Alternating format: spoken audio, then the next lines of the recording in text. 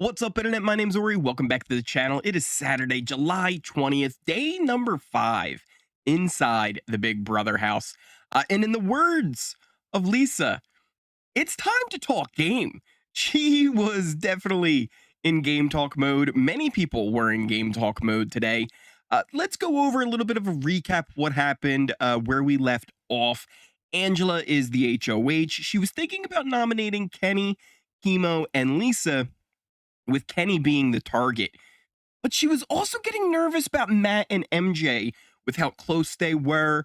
Just a lot of paranoia was seeping in for Angela. Lots of talk of alliances, big groups, very large alliances being thrown out there, but nothing was really made official, like really official. Today we got a little bit more info, so we're gonna dive deep into that. Nominations were yesterday as well. And we were not sure about how it was going to work with all the twists. We thought maybe there was 3 nominees, 4 nominees. There's this BBAI arena thing that's happening, which is going to give you a chance to kind of save yourself along with the veto, right? So they're both going to be taking place. We got a lot more info on all that kind of stuff. First off, speaking of the powers, lots of speculation was going around the house of who had it, because they actually don't know who the winners are. We know that it's Mackenzie, aka MJ, and Quinn that won the competitions. They have the powers, but we weren't 100% sure who got which power and what they actually did. We found out some more information today. Mackenzie actually let it be known to Leah and to, or excuse me, Leah. I keep saying Leah, but it's Leah. I got to get that one right. She told Leah and Matt that she has the power. And not only does she have the power, she explained how it kind of works. She's got 4 weeks to use it, so it's a limited time use thing.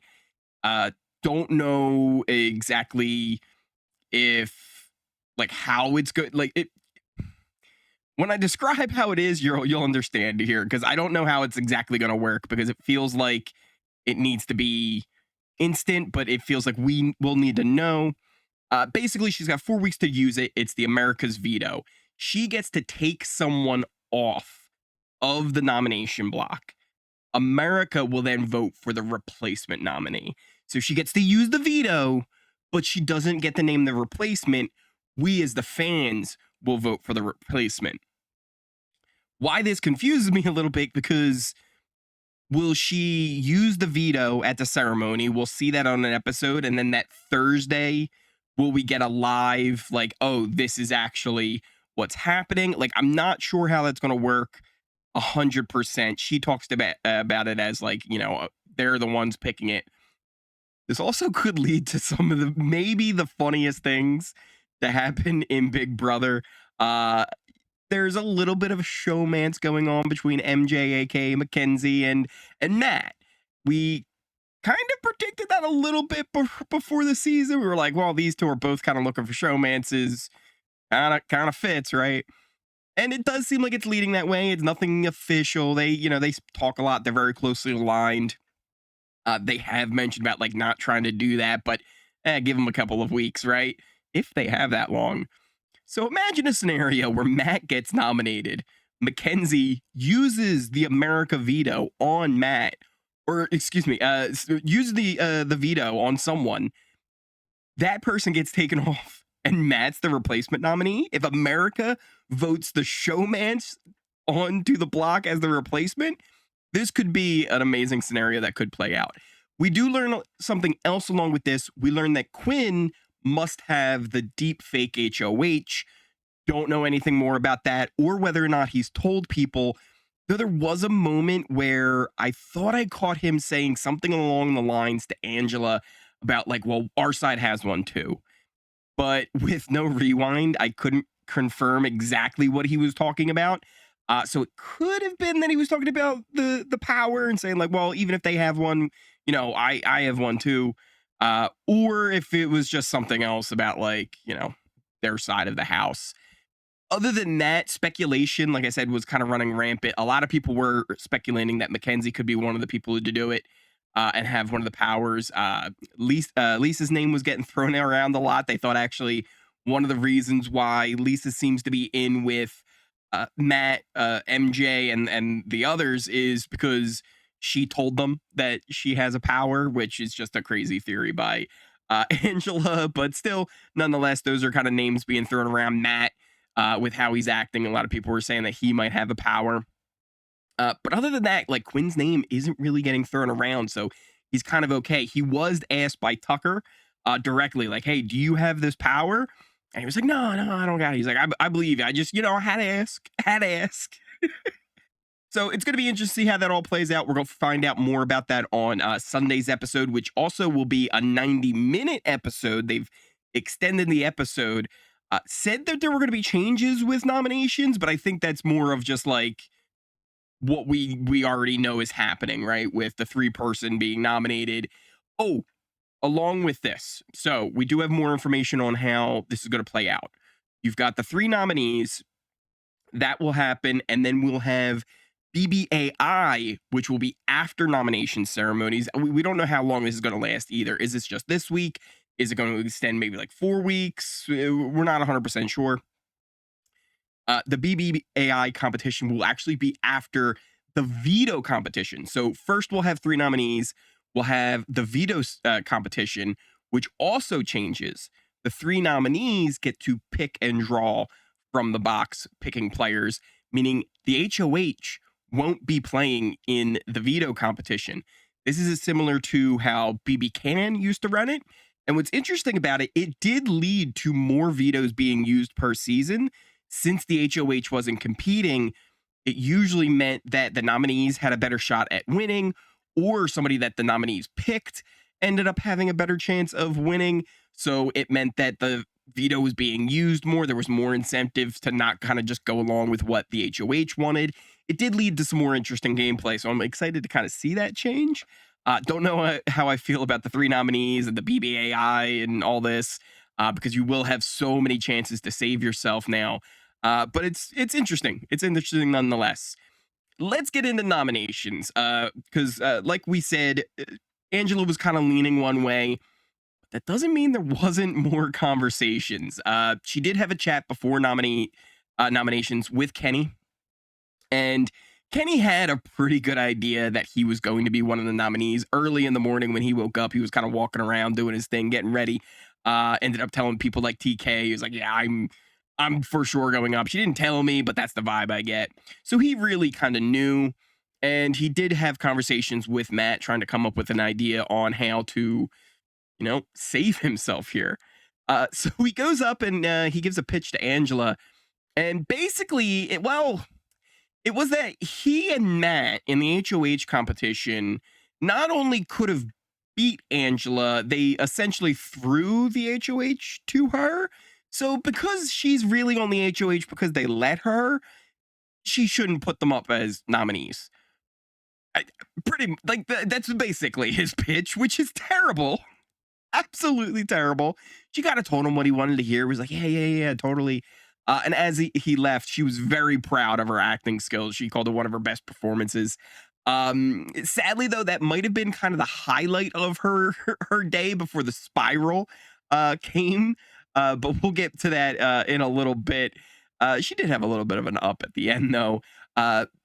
Before nominations as well, Chelsea and Joseph did fill in Angela on everything that Mackenzie and MJ, or excuse me, Mackenzie and MJ and Matt were talking about Angela, about how she's a threat, how she needs to be going very soon.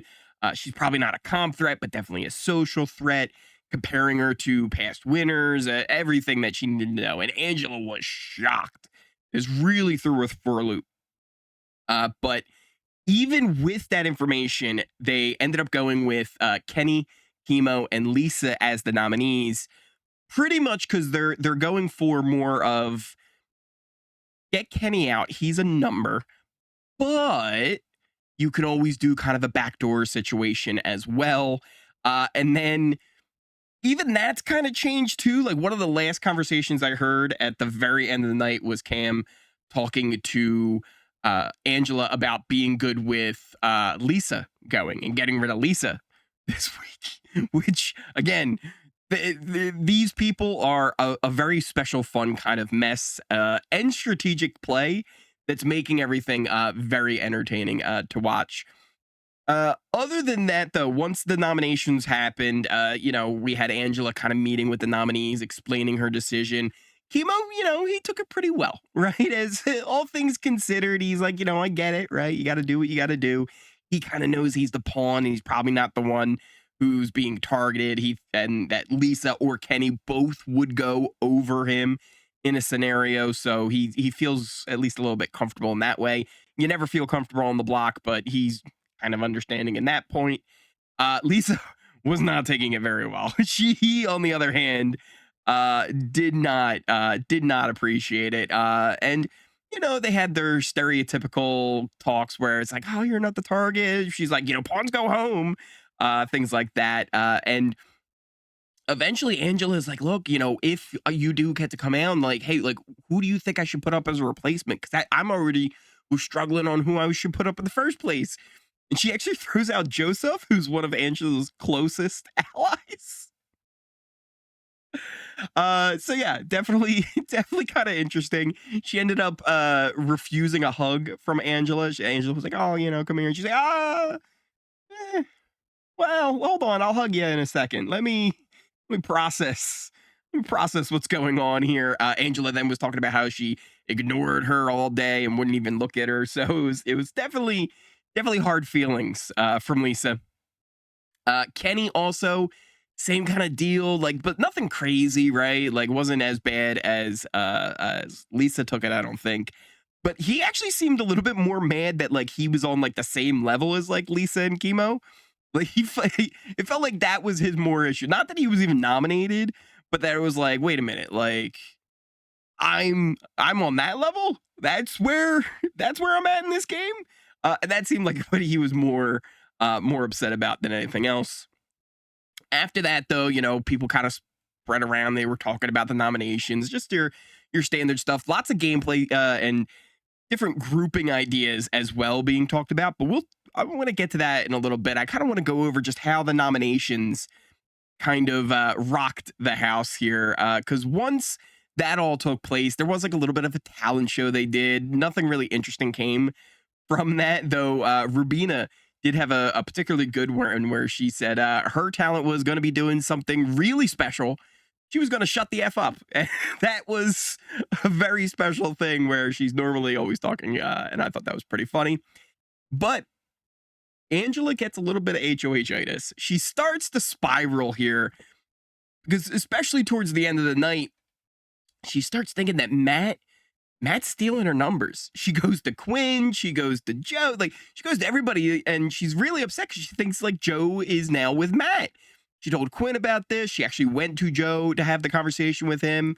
Lots of people trying to console her. Tucker tries to console her. Lots of tears happening, group hugs, individual conversations. Then Quinn, Joe, Cedric all talking to her at once. Cam talking to her. It was very much a reassuring moment. We're like, listen, whoa, relax. Like we're not with him. We're with you. Like, don't worry about it. But it's just definitely really fun to watch.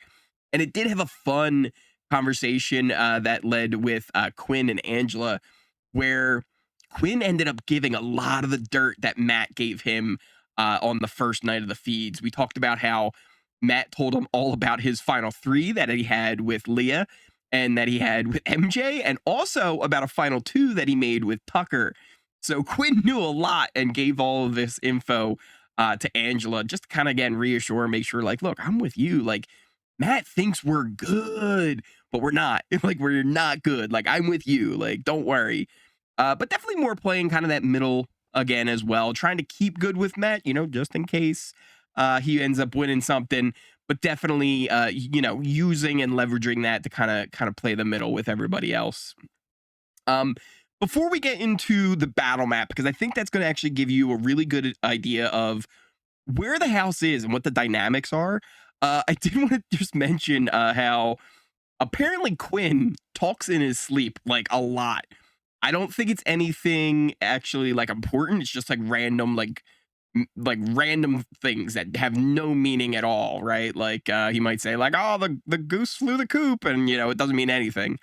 So it's not like he's going to be giving away game information, I don't think.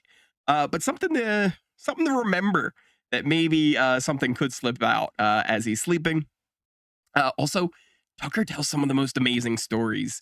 For example, anytime he has to talk about Lisa, him and Lisa do not get along. It is very much a rivalry going on with Lisa and Tucker.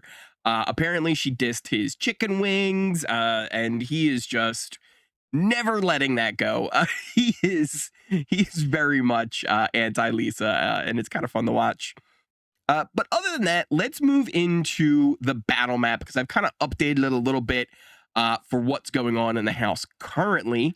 And we can kind of go almost house guest by house guest and kind of just talk about where they are, what's going on. And there's also a couple of different groupings going on here. For example, one of the big ones, the big named kind of alliance that has formulated here is called the Collective. It's Quinn, Joe, Angela, Cedric, Cam, who else? Chemo, TK, and Chelsea. It is big. It is a very big alliance, but that is the Collective. Quinn, Joe, Angela, Cedric, Cam, Chelsea, Chemo, TK. That is the Collective. There's also a 9-person alliance that's different to that one, but that one has Angela, Joseph, Brooklyn, Cam, Cedric, Chelsea, Leah, Rubina, and Quinn. There's also another one too with Matt, Mackenzie, Leah, Joseph, Angela, Chelsea, Cam, Brooklyn, and Cedric, I believe. Listen, these are all just they're not going to last. There's no way these can last. And as you can tell, there's lots of overlap. But again, we kind of said that last year with how much was going on. And it feels like we got a little bit of a similar vibe with how many crazy big alliances are going on and how much overlapping there is. But some of the other like core groups that really stand out that I think deserve mentioning. For example, you have Cam, Cedric, and Chelsea, all who have a really nice tight bond. The three of them will have really good convos. You also have Joe, Quinn, Cedric, and Cam, who all seem to have a really good relationship. Quinn and Leah both have a really good bond. Cedric and Joseph talk a lot, as well as Joseph just really kind of everyone. He's really I think, finding himself in a very good spot where everyone seems to be getting along with Joseph, except for Lisa, who apparently wanted to throw him up as a replacement nominee. What else do we have going on here? So to give you an idea, again, not much has really changed with the battle map as far as the two extremes of like the poles on the left and right. You've got Angela, and I've added Brooklyn over to that side as well, because I feel like we can safely say she's more on the Angela side than she is ever going to be close to the Mackenzie and Matt side. That top group, that top 6, Joseph, Chelsea, Quinn, Cam, Cedric, Leah, they are probably what I would say are in the best spot in the game. We were listing out earlier. Most of them are all in those alliances that are being made. They're always kind of finding themselves in all of the core groups. All of them seem to really like each other. Quinn likes Cam. Cam likes Quinn. Cam likes Cedric. Cedric likes Chelsea. Joseph likes Chelsea. Joseph likes Quinn. Everybody gets along in that group. They even like Leah a lot too, but they feel like Leah is more with Mackenzie and Matt, which also I think is true. I think right now, Leah is really loyal to Matt and Mackenzie. Mackenzie mainly. I think she could do without Matt if she needed to, but more so very much tight with Mackenzie. But even in a very late conversation that Leah and Mackenzie had just before I started recording this update, they were hiding out in the cold have-not shower away from everybody in the bathroom so nobody could see, having a chat about people they trust. And they listed off people like Quinn, people like Cam, people like Joseph. So they do really trust that group as well. So that top six, I think, are really in great spots in this game. Underneath, you got people like TK, Takor, Rubina, Tucker, who I think are also in like similarly good spots where for example, Rubina was in that big like 9-person alliance. She didn't even know she was in it. She was told later, and she was like, "I'm in an alliance with." Like, okay, sweet. Like, didn't even know. Insert that Rubina big brother and that like weird like face that she did. Put that right in there because that's what she was like. Wait, what? Like, okay, cool. I'm an alliance. Good to know. TK and Chemo, they have a pretty good bond as well. They seem to be talking a lot of game, kind of looking out for each other.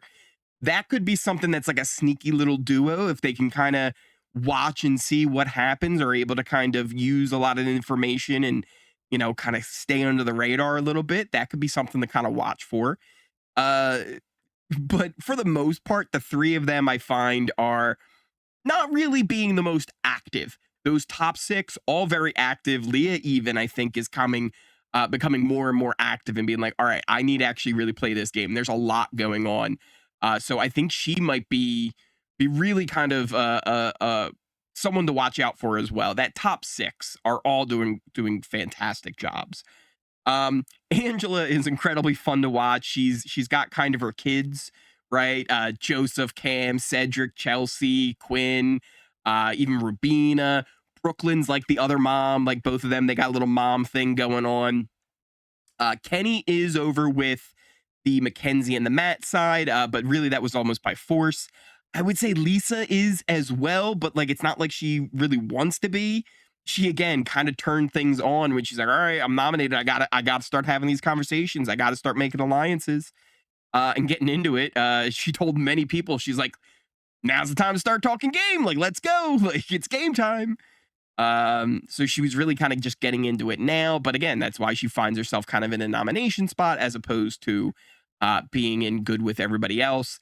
Same thing with kind of Chemo. And I think with Chemo too, one of the things was he actually mentioned with TK how both of them were, you know, just having a little bit of a hard time keeping their energy levels up. Needed a time, just got like, I need, you know, look, I just need like a nap or something. Can't nap in there, but it's like I just need like 5 minutes of peace and quiet sometimes, right? So I think they're kind of struggling with that aspect of it. Anything else that we really need to go over? I think that's really it. I can't definitively say there's, you know, secure, solid alliances at this point. There's so much that's unknown. What I would say is most of the people in the middle, if they needed to make a choice right now between the Angela side and the Matt and Mackenzie side, they would choose the Angela side. I think the only one who might be like a little bit more hesitant would be somebody like Leah. She would rather go with the Matt and Mackenzie side, but that does not mean she wouldn't go and work with Angela. Angela also doesn't 100% trust Leah right now because I think she can tell Matt's got her claws in her, right? Like Angela likes to attribute a lot to Matt, but I think that's more, again, because they've got a little bit of a rivalry going on. I think the real reason that Leah is more hesitant with Angela is because of Mackenzie. Mackenzie is really the one kind of pushing that narrative with her. But it's definitely interesting. I'm fascinated by everything that's going on with the dynamics. It's a lot of fun so far. This season has been good feeds. I feel like Matt is he's not a good player, but man, is he fun to watch. He is so animated. He's got crazy eyes. So there's lots of great facial expressions from Matt on the feeds. Leah is incredibly funny as well to be watching on the feeds. But also, again, she's got, you can kind of see like, all right, I can tell the game is afoot. I need to start getting my head into it more. Plus, she has some really good connections with the other 5 in that top 6 up there, who I think are really the ones in the best spots in the game. Probably Joseph and Chelsea might be in the absolute best spots at the moment. And I think both of them kind of realize, like, hey, we're kind of in the middle. We got to just keep, Quinn, Cedric, Cam all kind of close. Chelsea might be ultimately in the best because I think she might have Cam and Cedric a little bit closer to her than to Joseph, but maybe the boys kind of all feel a little bit tighter as well. That's why I don't think we can solidify and say, like, oh, these are groups that are happening until they form more organically. But it seems like this is a pretty good idea of where things lie loosely at the moment. Probably the only thing, if I could, if I just had more room, I'd put Lisa and Tucker farther away from each other. That is probably, there's nowhere really else to put them, right? I can't really put Lisa over closer to Angela, and I can't really put Tucker anywhere further because he is still a little bit connected with Matt, though. Again, I think if he now needs to make the choice, he's like, yeah, see you later, but I don't care. So it's kind of interesting. But what do you guys think? Let me know in the comments down below. What do you think of the nominees? What do you think of all these twists with BBAI, the arena on how to save yourself after the veto competition? What do you think of Mackenzie and her power having the America's veto? Do you think it would be kind of funny if she ended up using it to save someone and then Matt ends up being the replacement? Let's see. What do you guys think Quinn's deepfake HOH is? I know we've talked about it a little bit on what their potential options could be, but we'll find out more of that on Sunday. Let me know all those things down in the comments down below. I do also want to say a very big shout out. We accomplished something very big here on this channel. Yesterday we hit 10,000 subscribers. I'm still blown away that so many of you come and watch these videos talking about my favorite show that I've loved since I was very small, just a wee little boy, watching Big Brother every single summer with my mom, my grandmother, watching Big Brother After Dark when it was on Showtime and Pop TV, to where we are now with, again, 10,000 of you here on this channel. I can't thank you all enough for the love and the support you show me here on this channel. If you are not subscribed, what are you doing? Join the over 10,000 people who already are and hit that subscribe button right down there. If you made it all the way to the end of this video, smash that like button. Thank you guys so much once again. Check out all the links in the description and pin comment down below. Things like the Discord, it's a great place to kind of hang out. People are always chatting throughout the day about what's going on the live feeds. Check out my Twitter where I'll post random BB stuff that's funny sometimes. Check out the Kick and Twitch. I haven't been streaming as much this week just because I've been very focused on these first few hours of the feeds, trying to get everything possible for you guys. But I do want to stream there a lot more in the upcoming week, especially like days when BB's not airing, right? I'll try and stream over there as much as I can. So check that stuff out and follow what you want, ignore what you want, whatever you want to do. But thank you guys so much for everything that you do here to support the channel. Liking and commenting, those are the easiest way. And you guys do that all so well. So thank you guys again so much. And I will see you next time.